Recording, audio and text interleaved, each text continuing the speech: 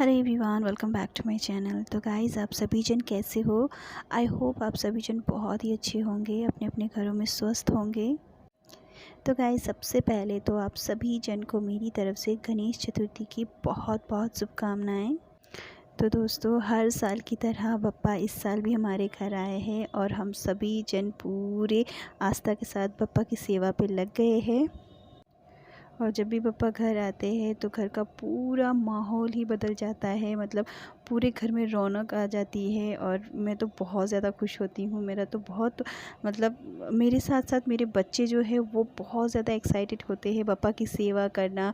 मतलब मेरे बच्चों में हमेशा ये लगता है कि सुबह की सेवा तुम करोगे, दोपहर का सेवा मैं करूँगा, शाम की सेवा मैं करूँगा, उनके हाथ पैर हम दबाएंगे। मतलब पूरे अच्छी भाव से उनका भी बहुत इंतज़ार रहता है। मतलब जब भी पापा हम घर पे लाते हैं ना तो मेरे बच्चे बहुत ज़्यादा एक्साइटेड होते हैं। और जब पापा जाते हैं तो मेरे बच्चे बहुत कम से कम 1-2 दिन तक तो वो बहुत ज़्यादा उदास होते हैं। ये हर बार का है।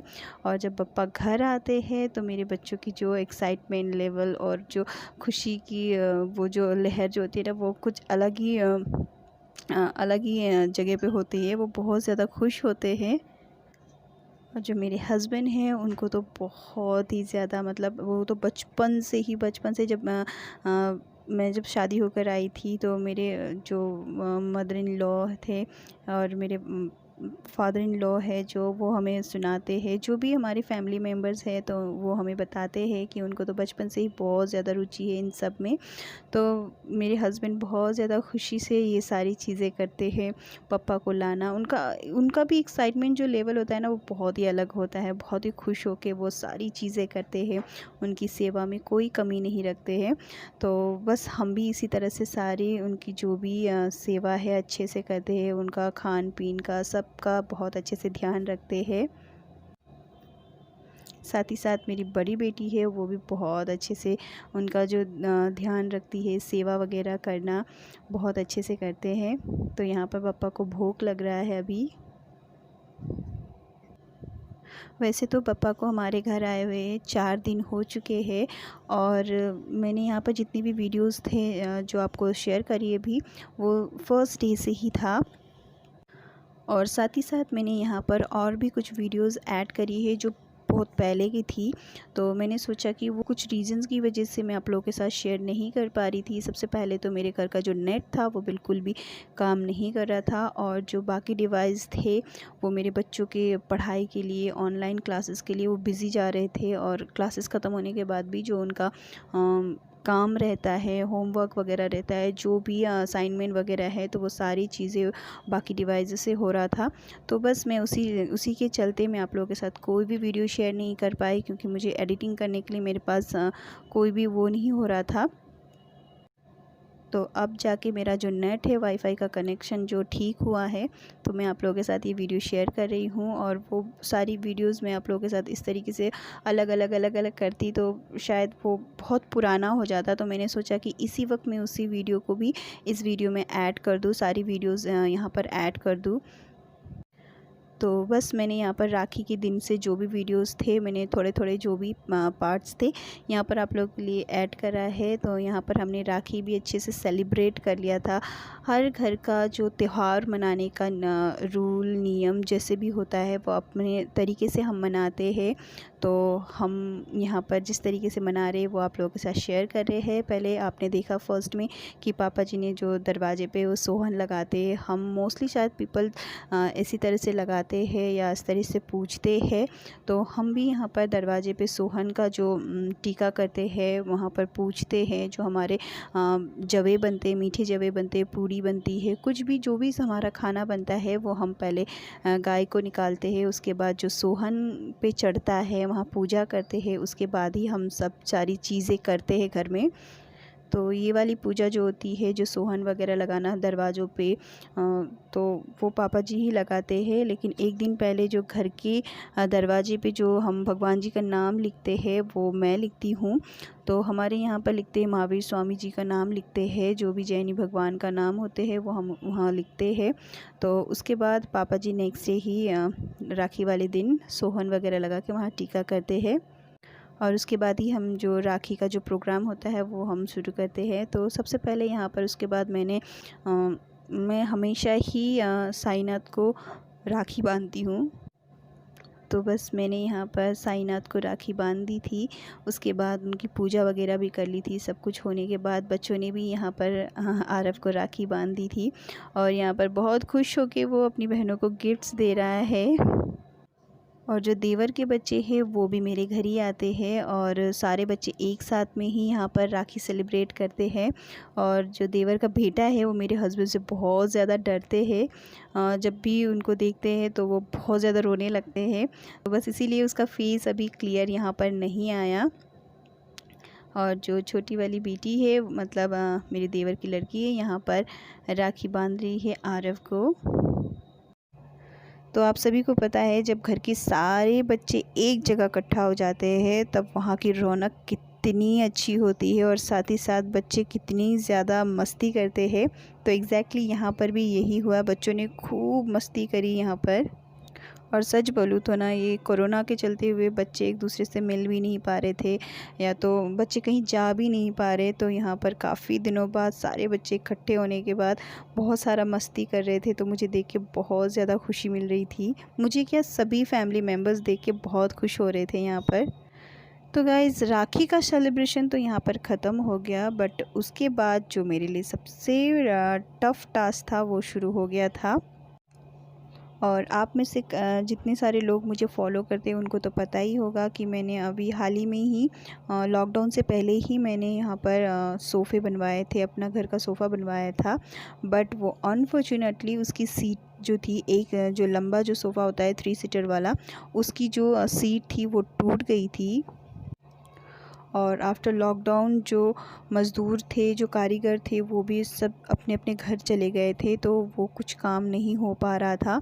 जो जहाँ से मैंने सोफ़ा बनवाया था, मैंने वहाँ पर कॉल किया था, तो उन्होंने भी मुझे बोला कि मैम आप रुक जाइए, कुछ टाइम रुक जाइए, जब जैसे कारीगर आ जाएंगे मैं आपके घर भेज दूँगा, आप अपने हिसाब से वहाँ पर बनवाइएगा। तो फिर हम उसी के लिए रुक गए थे।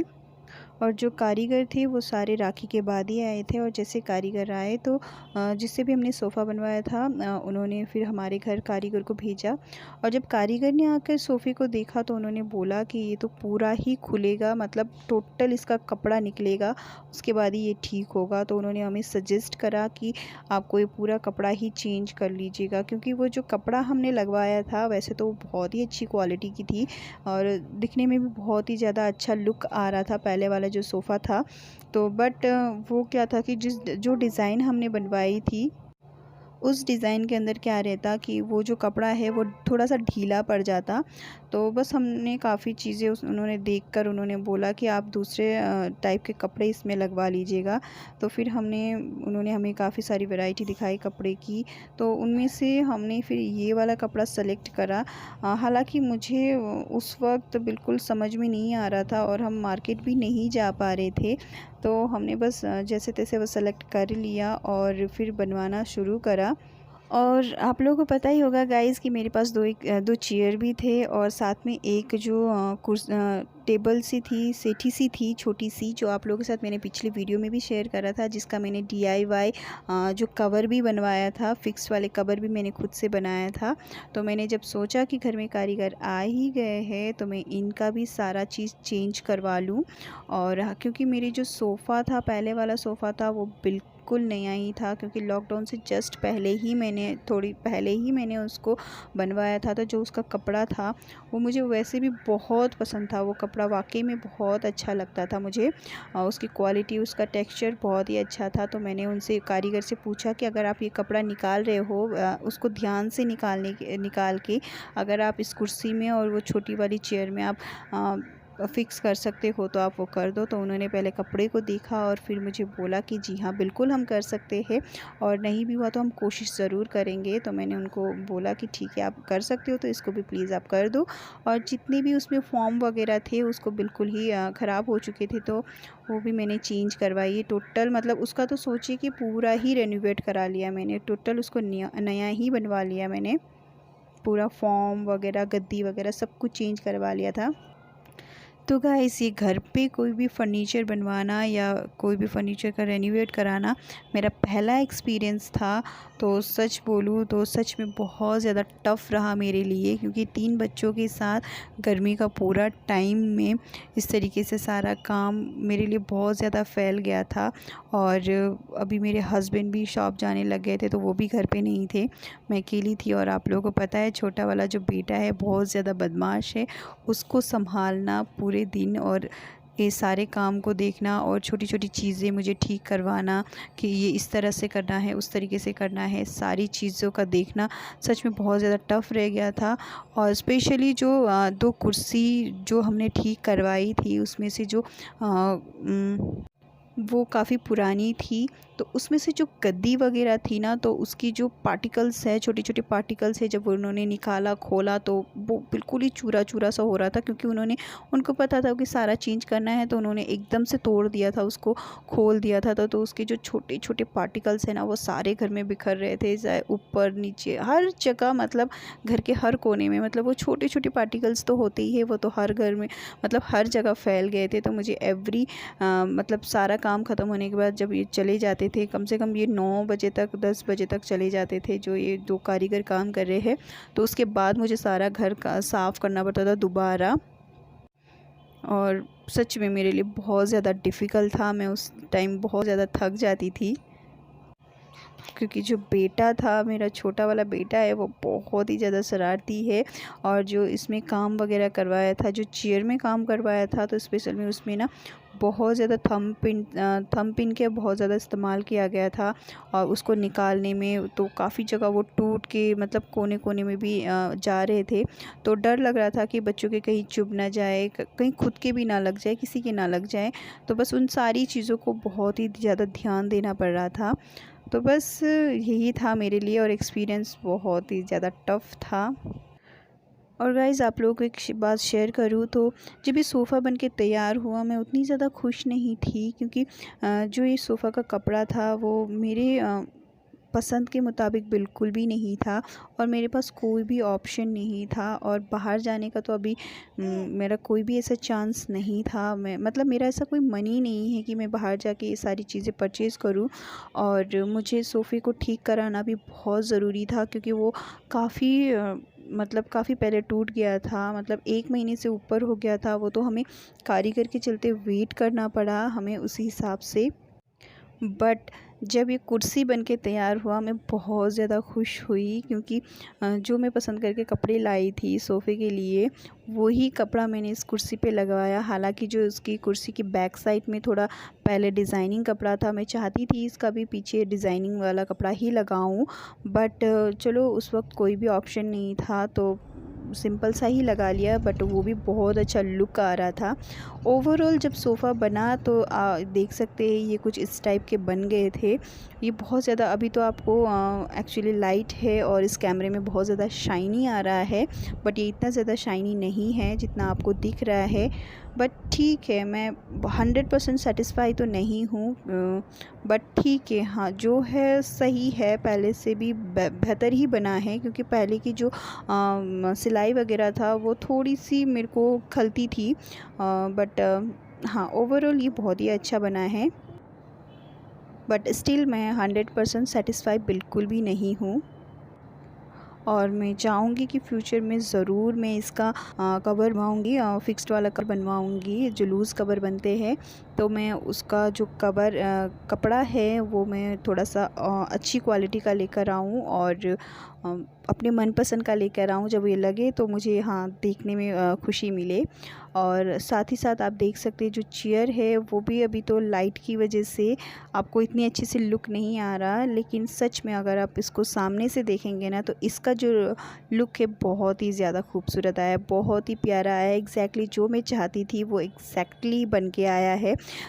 सच बोलूँ तो इस कुर्सी में जो वो कारीगर थे उन्होंने बहुत मेहनत करी क्योंकि ये एक्चुअली यहाँ का नहीं है, ये बाहर की कुर्सी थी। तो उसकी जो चीज़ें थी वो थोड़ा सा डिफरेंट स्टाइल से बनी हुई थी अंदर की तरफ। तो उनको ये करना थोड़ा सा डिफ़िकल्ट पड़ा। उन्होंने इसमें एक्चुअली 2 दिन एक्स्ट्रा भी लिए। तो फिर भी ओवरऑल एक्स्ट्रा टाइम लिए तो भी इन्होंने बहुत ही अच्छा बनाया है। और आप देख सकते हैं जो मैंने पिछले वीडियो में शायद आप लोगों के साथ शेयर करी थी, जो ये छोटी सी कुर्सी सी है चेयर से बनी हुई है, उसका मैंने DIY बनाया था। उसकी जो कवर बना के दिखाया था उसका भी आप देख सकते हैं, उसका भी मैंने टोटली लुक चेंज करवाया है। वो थोड़ा सा राउंड शेप में था तो मैंने उसकी भी गद्दी वगैरह सब कुछ बदलवा के इसको थोड़ा सा फ्लैट वे बनवाया है। और इसका भी लुक सच में बहुत ही प्यारा आ रहा है। और इस जो तीनों चीज़ का एक कॉम्बो बन गया है और ये तीनों जब हम ऐसे रखते हैं ना तो बहुत ही ज़्यादा प्यारा लुक आ रहा है। और आप देख सकते हैं बैक साइड में भी एग्जैक्टली जिस तरीके से थंब पिन का जो यूज़ करा गया था वो एग्जैक्टली मैंने ऐसा ही रखा है। तो ओवरऑल जो है ना मुझे सोफ़े से भी ज़्यादा इन तीनों की जो लुक है बहुत ही ज़्यादा पसंद आई थी। और सच में मैं बहुत खुश हूँ कि जो कपड़ा मैं लेकर आई थी उसको फेंकना नहीं पड़ा, मतलब कहीं ना कहीं उसका यूज़ हो गया है। और बस यहाँ पर जो सोफ़े थी, बड़े वाले सोफ़े में जो 4 कुशन तो मैंने लगा दी थी और ये जो 2 कुशन थे वो बच गए थे। तो मैंने ये छोटी वाली कुर्सी में वो इस तरीके से रख देती हूँ। और ये जो साइड की जो चेयर है उसमें अभी मैंने कुशन कोई भी नहीं लगवाया है। एक्चुअली मेरे पास काफ़ी सारे कर्टन्स बचे हुए, कॉटन अभी बचे हुए हैं, सॉरी मैं कर्टन्स बोल गई, रुई वगैरह बचा हुआ है। तो मैं इसका भी दूसरे वाला जो तो इसके लिए जो कुशन्स हैं वो मैं खुद से बना लूँगी या तो फिर शायद मैं बनवा लूँगी। और यहाँ पर मैं छोटे वाले कुशन बनवाऊँगी जहाँ तक मैंने सोचा है, क्योंकि अगर मैं बड़े बड़े कुशन्स रखती हूँ तो ये जो इसका बैक का जो डिज़ाइन है वो बिल्कुल छुप जाएगा, तो फिर वो अच्छा नहीं लगेगा। तो मैं कोशिश करूँगी कि इसको अच्छे से देख के सोच के अच्छा सा कुशन्स या तो ऑर्डर कर लूँ या तो मैं खुद से बना लूँ। और गाइज़ ये जो बड़े वाले कुशन्स हैं उसमें भी मैंने काफ़ी सारी रुई दोबारा फ़िल करवाई है, क्योंकि पहले वाले में थोड़ा सा कम लग रहा था। तो मैंने 2.5 किलो के करीब मैंने दोबारा सारे रुई भी भरवाई है। और आप लोगों को ये सोफ़ा कैसा लगा आप मुझे प्लीज़ कमेंट सेक्शन में ज़रूर बताइएगा। और साथ ही साथ ओवरऑल आपको ये सारी वीडियो कैसी लगी और आप लोग अपने घर में गणपति पापा को कैसे रखते हैं, कैसे बुलाते हैं, किस तरीके से सेवा करते हैं, आप लोग मुझे कमेंट सेक्शन में ज़रूर शेयर करिएगा। तो गाइज़ इसी के साथ आज का वीडियो मैं यहीं तक रखती हूँ। आई होप कि आप लोगों को मेरा ये वीडियो पसंद आया होगा। अगर आपको मेरा वीडियो पसंद आया तो प्लीज़ इस चैनल को सब्सक्राइब, लाइक, कमेंट और शेयर करना बिल्कुल मत भूलिएगा। तो मिलते हैं नेक्स्ट वीडियो में, तब तक के लिए children take care and good bye.